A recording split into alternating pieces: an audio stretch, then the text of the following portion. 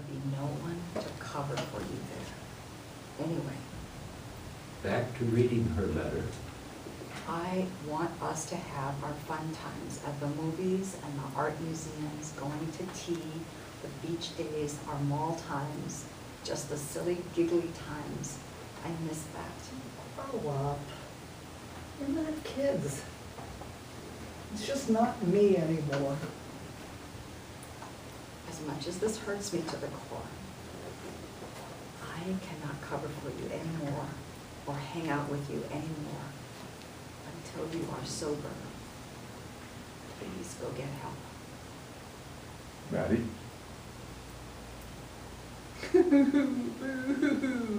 See you at the Fire and Ice happy hour tomorrow.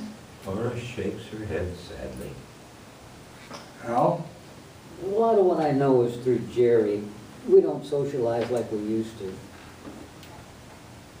Tattletale Jerry. How much did you tell him about me? All designed to make me look bad and him look like a saint. Not. No, not like that at all, Patty girl. I've known you for years. I was best man at your wedding. Yeah, after that bitch almost ruined it. I miss my dad. Maddie, I've seen the happy times. We four were inseparable. I was never happy. That was an act. Even when Laura was married and I was married, we were together so much. I feel like your brother. Suddenly, I've got siblings. Jerry and I have been having coffee a lot lately. All he can talk about is you, Maddie. He misses the sober Maddie. I haven't been sober since I was 12.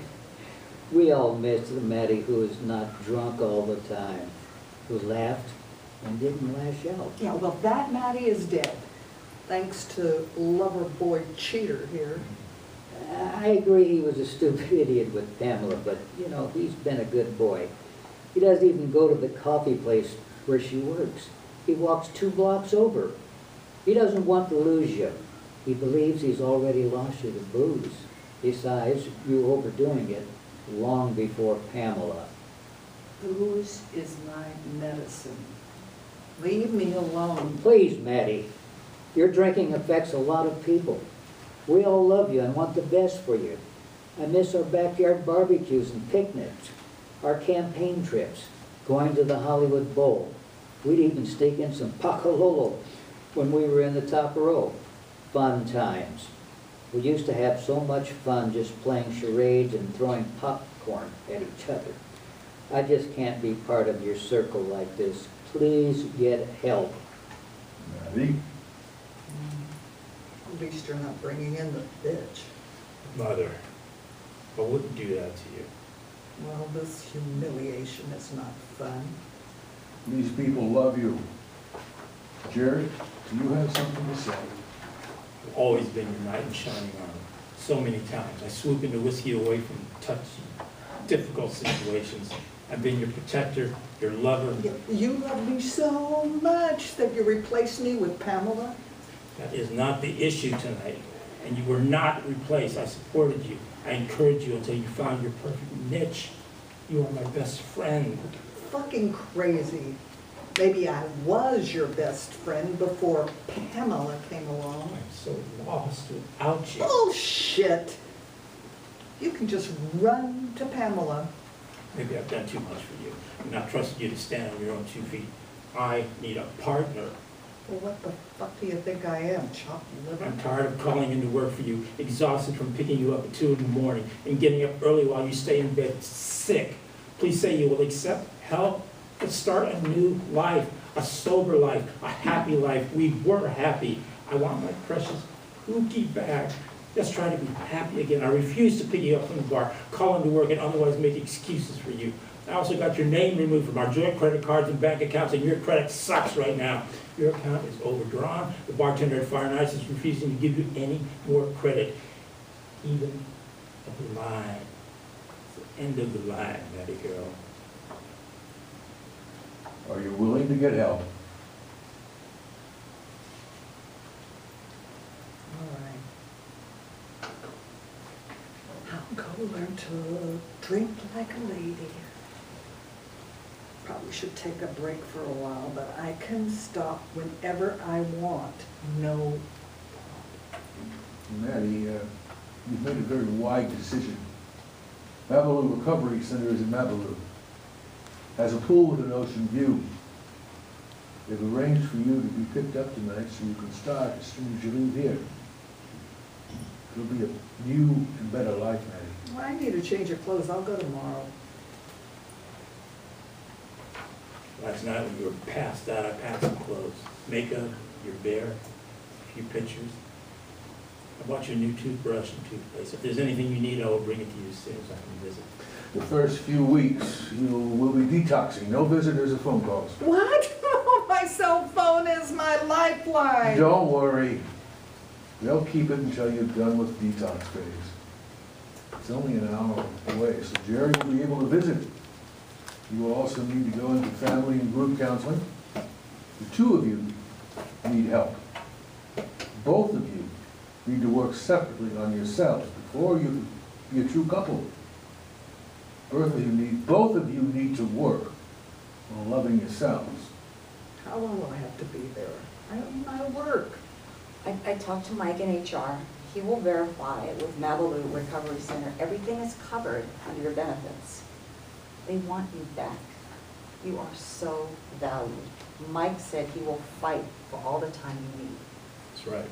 Just work on you. My wonderful Maddie. I will commit to anything.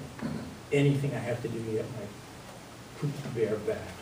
You are my heart. Let's just get this thing over and done with. Dr. Parkwell answers the phone. Here's that the van is ready. Let's go downstairs. The van to Malibu Recovery Center is here.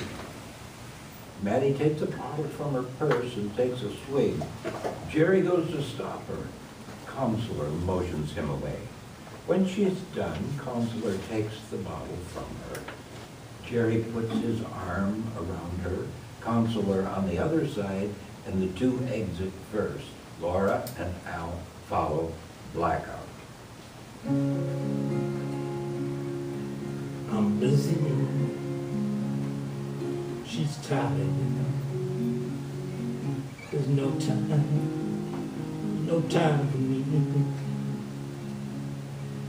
I woke up. I'm hopeless. I got no one to keep me company. You're uncivilized. I think she's getting laid. Every night, yeah, well, so can I. I come to her rescue again, but I got no one to keep me company. She says she can't stop drinking whiskey, well, that's just an excuse. So I come to her rescue again, 'cause she's my woman. But I'm not living my dream. I'm tired of carrying this load. I'm busy. She's tired. I got no one to keep me company.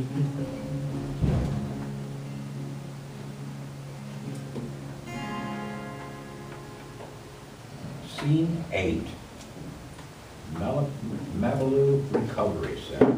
A group of clients at the Malibu Recovery Center are in a circle.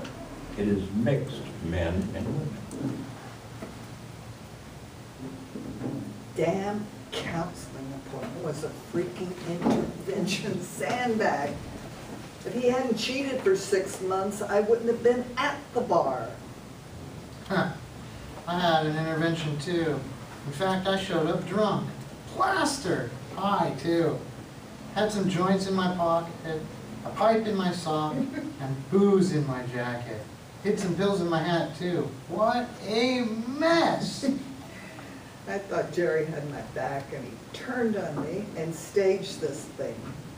He was always my knight in shining armor and protector, got me safely home from bars. He was always there to lean on.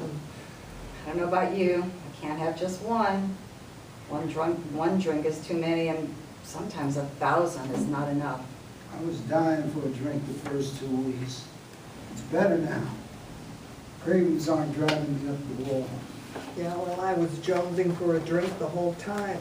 I forced myself to stop at 6 so that I'd be sober for the counseling appointment at 7. So what? It's his fault.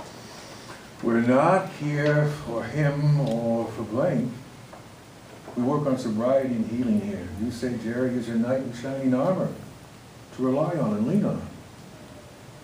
Can he come to you and lean on you? As you work on your sobriety, you will find strength in you that you didn't know you had. You can have your own shining armor. I'm no good. I'm not strong. I counted on Jerry and he cheated on me and then pulled this crap. That's what I thought when I first came here. I think clearer and hold my head up high.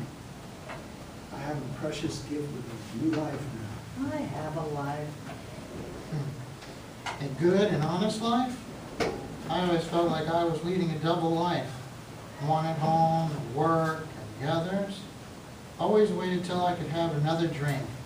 Hiding my bottles, needing one in the morning to stop the shakes.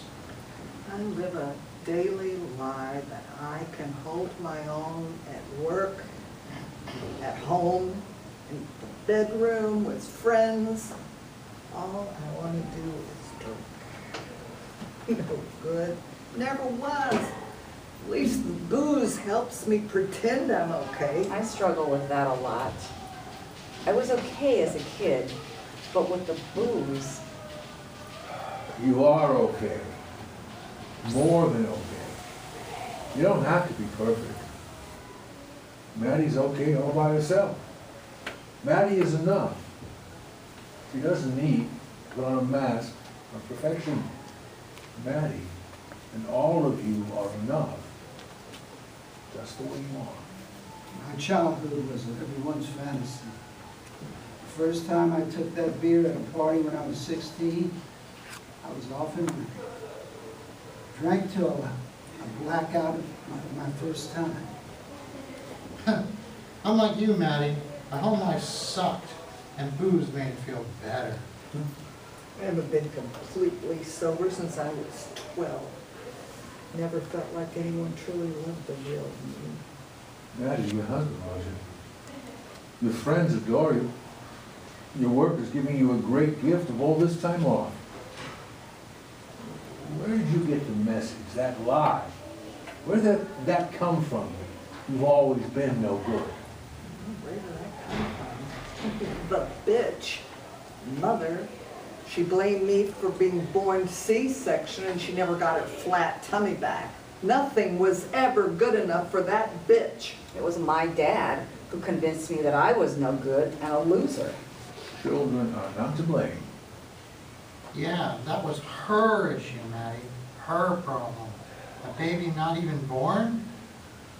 You were certainly not to blame. Well, if I hadn't started her contractions a month early, Your mother's body decided when the contractions would start. it was still my fault. My folks were never loving. Mom was a bitch and Dad just worked long hours to get away from her and left me hearing her sneering. Yeah, I take that back.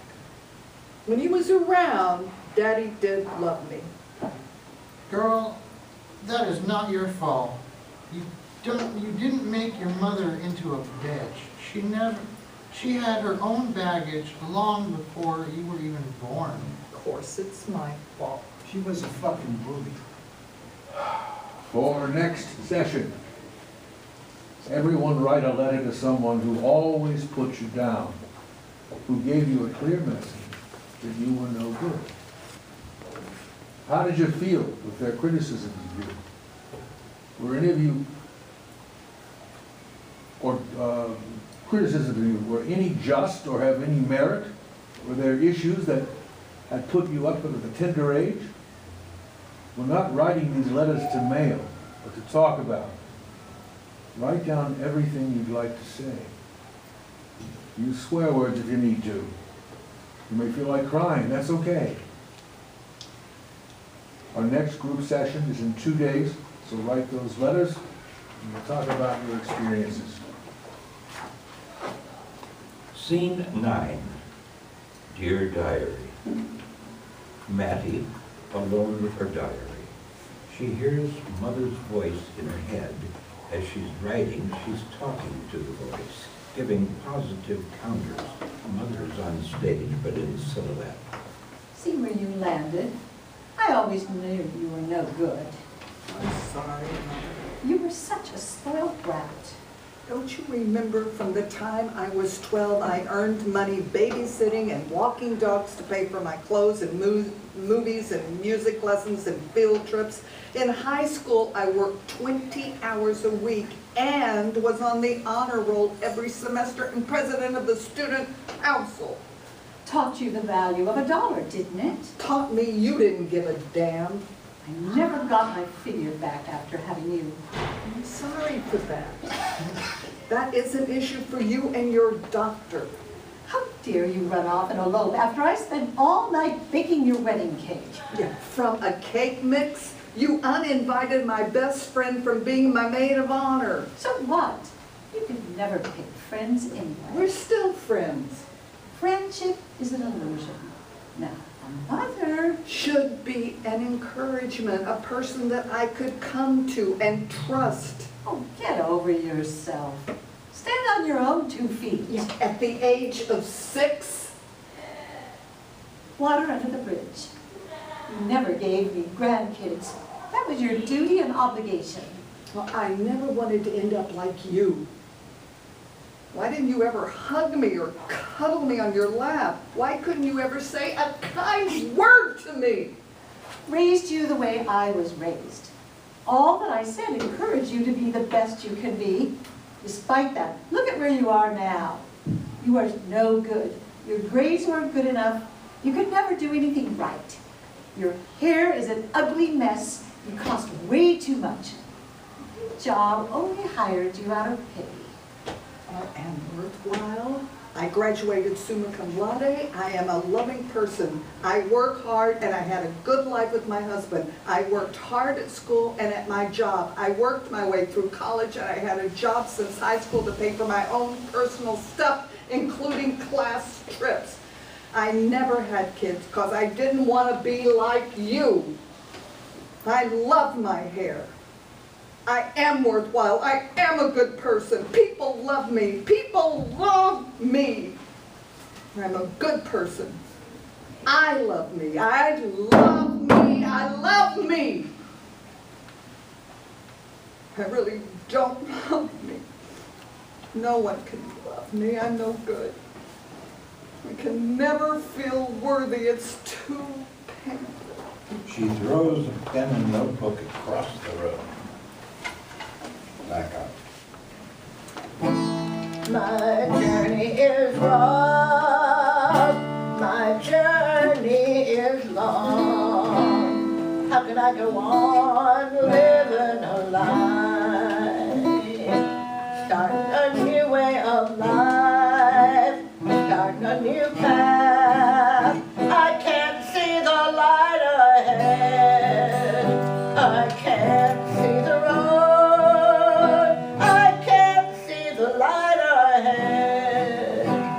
Like I'll burn and crash, feel like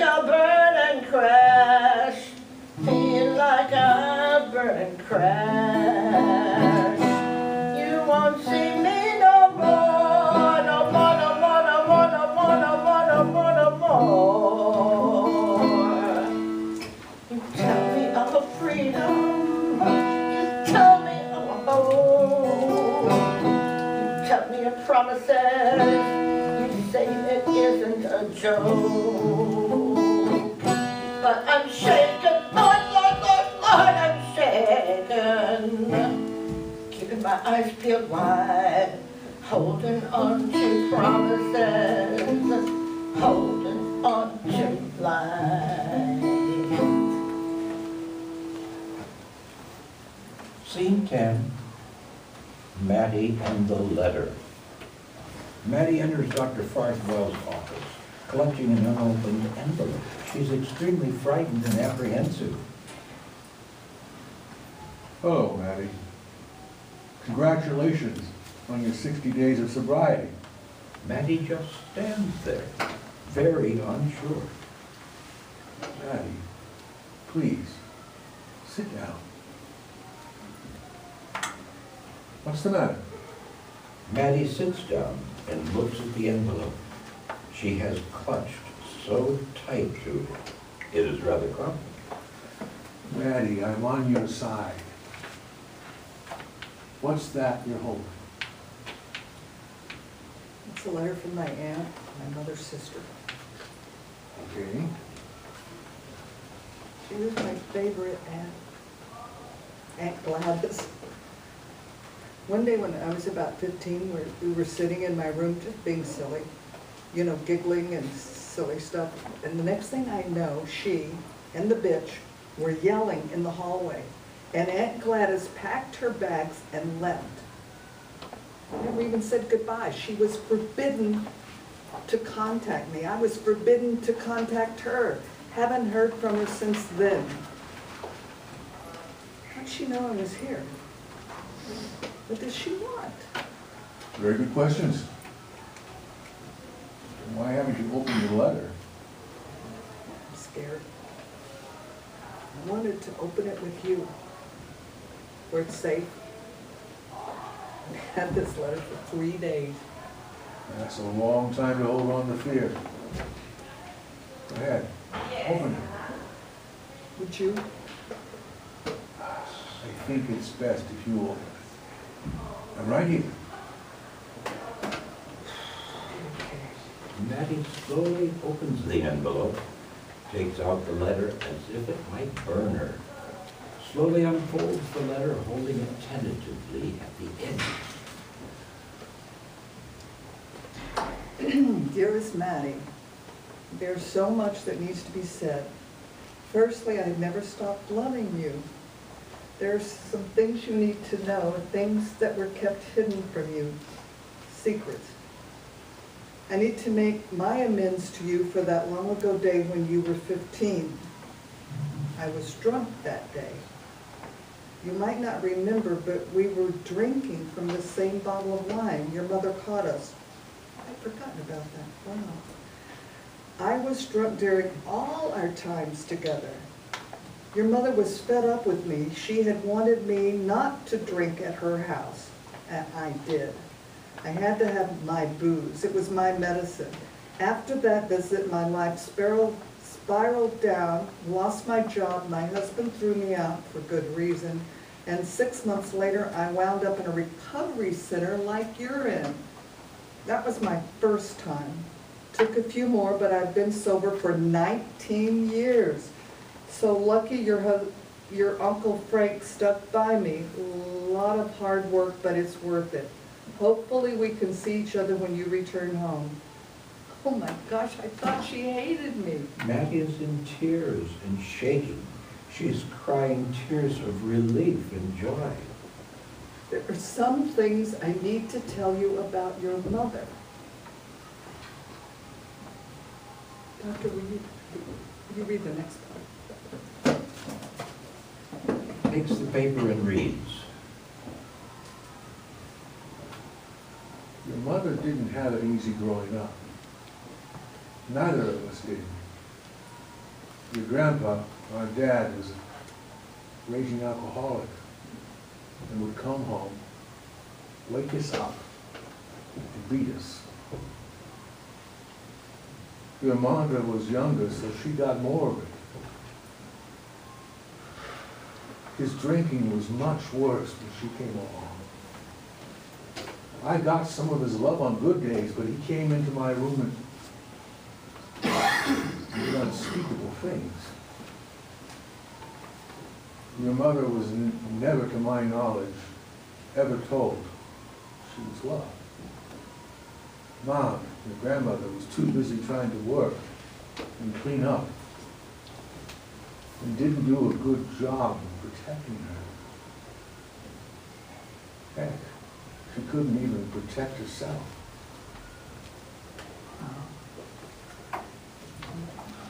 No wonder she was a bitch.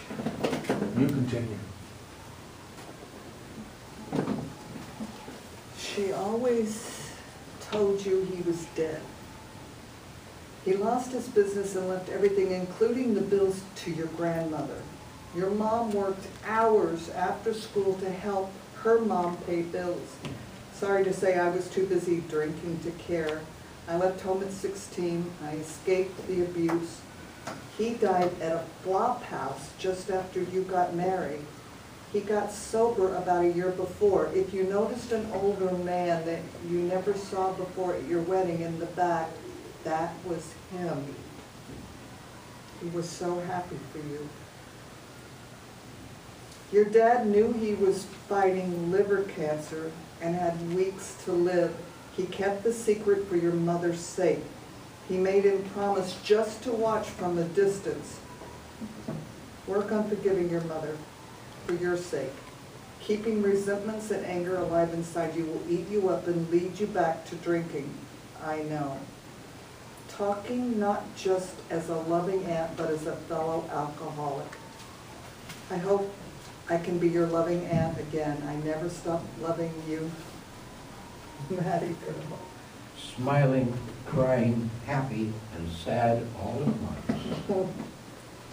Wow, I have to wrap my head around this idea. She wasn't just a bitch, and maybe she didn't know any better. She was hurting. This is a lot to process, and Aunt Gladys was an alcoholic like me. I'm really not alone. Before you leave Navaloo, would you be open to having a session with your mother present? Lay the groundwork for a different relationship. Okay. I have to let go of all the hurts. Maybe have a conversation and see how it goes. As long as you're there, oh, and I want Jerry too. Okay. But he's not your knight in shining armor here. That's moral support. Maddie, I'm not saying you'll ever have a relationship with rainbows and lollipops, but maybe one that's adult to adult. You know, clear boundaries, where you can let go of your past for your sake. Have some peace.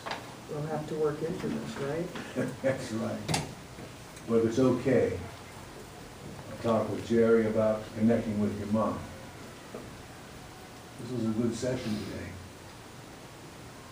I feel, I don't know what I feel, but I think better. And that's a good place to be. Life is living in uncertainty much of the time. See you next time, Maddie Girl. I like being called Maddie Girl. My aunt, my husband, and now you. Thank you, Doctor. Blackout. Scene 11, Maddie and her mother. The counseling session starts with just her mother and the counselor. Good afternoon, Mrs. Simmons. Please, sit down. Where?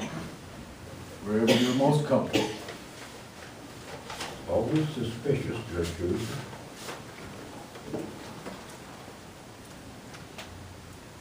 So, I suppose this meeting is either to tell me what a bad mother I was, or to make me pay for this, or both. No, not at all.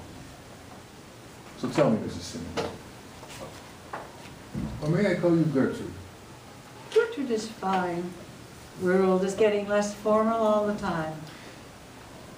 What was your first reaction when I said I was a doctor at a recovery center? Shock. I thought Maddie was recovering from a bad car accident or an illness. Not drinking. You just stop drinking or don't buy it. Simple. Tell me about your father.